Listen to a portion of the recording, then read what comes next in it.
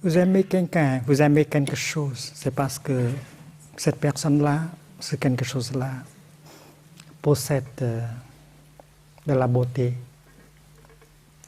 de la bonté.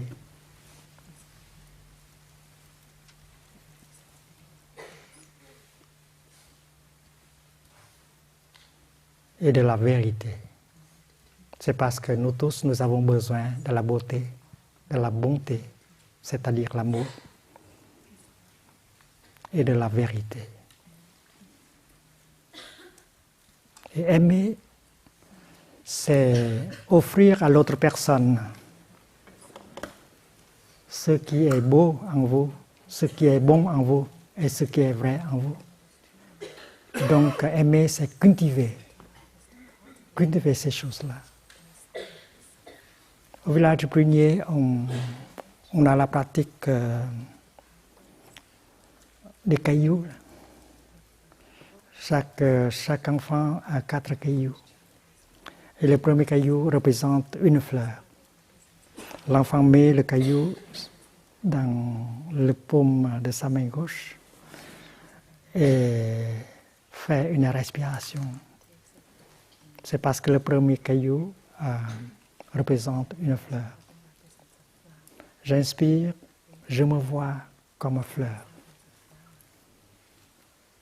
J'expire, je me sens fraîche comme une fleur. Et l'enfant fait une inspiration, une expiration, et 3 fois comme ça pour cultiver la fraîcheur. C'est parce que l'homme est une fleur, la race humaine. Nous sommes nés comme des fleurs. Regardez un enfant, c'est vraiment une fleur. Ses yeux, son visage, sa bouche, sa main, tout se ressemble à une fleur. Nous sommes nés comme des fleurs dans le jardin de l'humanité.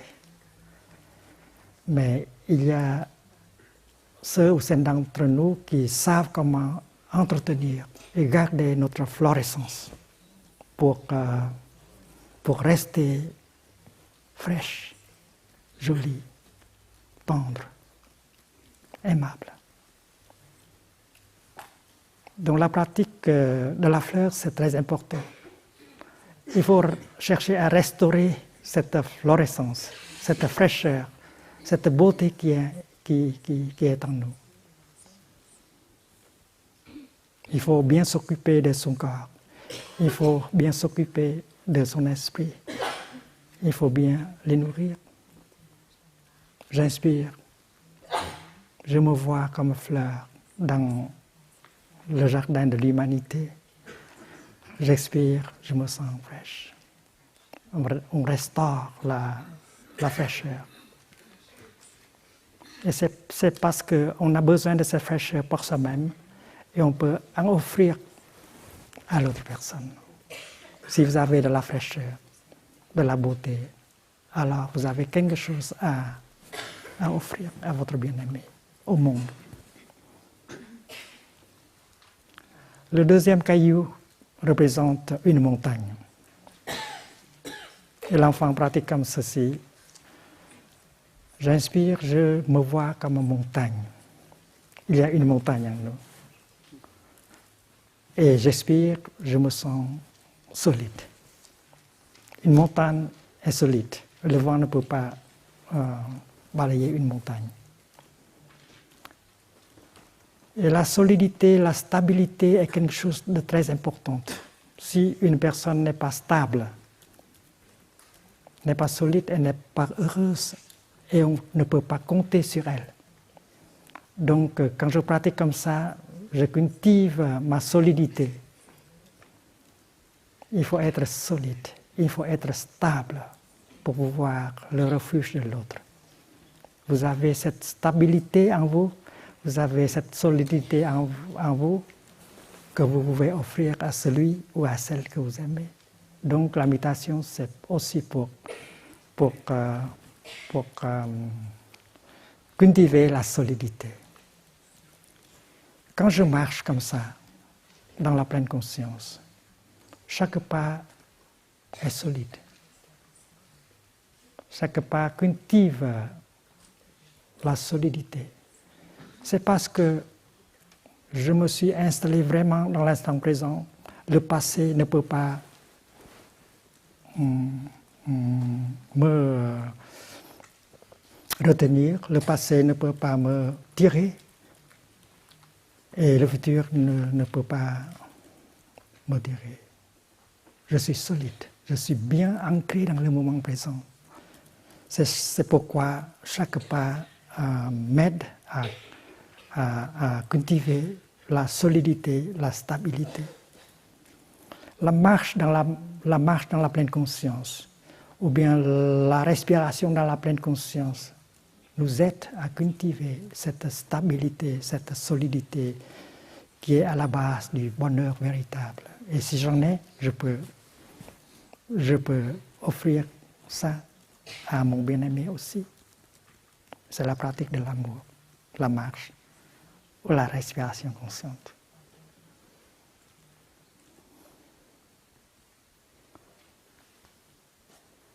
Et après avoir respiré 3 fois avec le deuxième caillou, l'enfant entame la pratique du troisième caillou, qui représente l'eau tranquille. J'inspire, je me vois comme eau tranquille. Et j'expire, je reflète les choses telles qu'elles sont. Quand on est calme, quand on est en paix, on voit les choses d'une manière très claire. On n'est pas victime des perceptions erronées, déformées.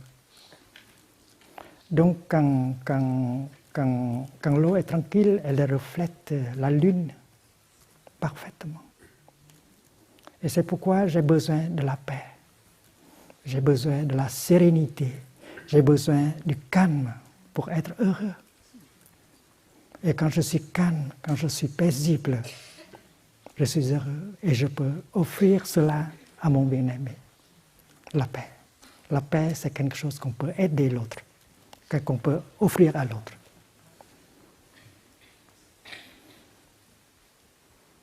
Avec la méditation, on utilise les images très concrètes. Tout d'abord, une fleur représentant la fraîcheur, la beauté, et puis une montagne qui représente la solidité, la stabilité, et maintenant l'eau tranquille qui représente le calme, la sérénité, la paix. Il faut cultiver la paix. Et dans la pratique, nous avons des enseignements qui nous aident à cultiver ces choses-là. La beauté, la stabilité et la paix. Le 4e caillou, avec lequel l'enfant pratique, représente l'espace. J'inspire, je me vois comme espace. J'expire, je me sens libre. La personne heureuse est la personne qui a beaucoup d'espace dans son cœur. Et autour de lui, autour d'elle. Donc, méditer, c'est aussi cultiver la liberté. Liberté, ce n'est pas de la liberté politique qu'on parle ici. C'est la liberté vis-à-vis de la peur, vis-à-vis de l'angoisse, vis-à-vis de la colère, vis-à-vis de la jalousie.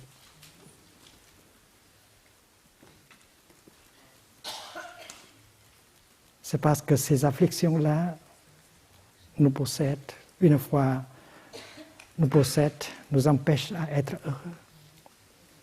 C'est parce que ces afflictions-là, c'est comme le feu, les flammes qui nous brûlent, la jalousie, la colère, le doute, ça nous brûle. Donc il faut nous débarrasser de ces choses-là. Il faut de la liberté véritable. Et pour pouvoir avoir cette liberté, il faut pratiquer le regard profond, dirigé vers l'objet de notre colère, de notre doute, de notre jalousie. Comme ça, c'est parce qu'une compréhension profonde peut transformer cette colère, transformer cette angoisse. Dans le bouddhisme, on parle du salut, de la libération, pas par la grâce, mais par la connaissance. Libération, le salut, grâce à la connaissance. Et la connaissance, la vision profonde, est le fruit du regard profond. Avec la pleine conscience, avec la concentration, on regarde en profondeur quelque chose. Et ce quelque chose peut être notre colère ou notre angoisse. Avec cette énergie formidable, on va pouvoir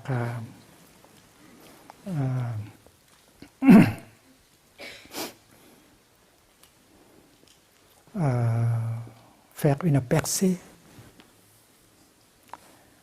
et atteindre cette vision profonde qui nous libère de cette colère, de cette angoisse, de cette peur. Donc, la méditation nous aide à cultiver la liberté. Il n'y a pas de bonheur véritable sans la liberté. Il faut s'offrir de la liberté. C'est parce que si on n'est pas libre, on ne peut pas être heureux. On peut mesurer le bonheur d'une personne avec sa liberté. Sa liberté vis-à-vis des choses mondaines, comme la colère, la peur, la jalousie, etc.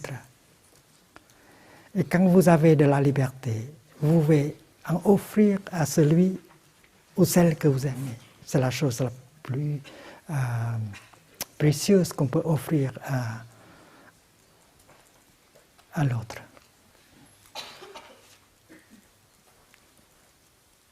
Il faut, si vous aimez quelqu'un, il faut lui offrir de l'espace dans son cœur et autour de cette personne-là. L'espace, c'est quelque chose de très précieux. Regardez la lune dans le ciel. Regardez la lune qui voyage dans le ciel. Elle a beaucoup d'espace autour d'elle, c'est pourquoi elle est heureuse. Et c'est pourquoi il faut se procurer de cet espace-là dans notre cœur et autour de nous. On doit se débarrasser des choses qui nous enchaînent. Et si vous parvenez à avoir de l'espace dans votre cœur, vous pouvez en offrir à votre bien-aimé. C'est la méditation des cailloux. Il y en a seulement 4.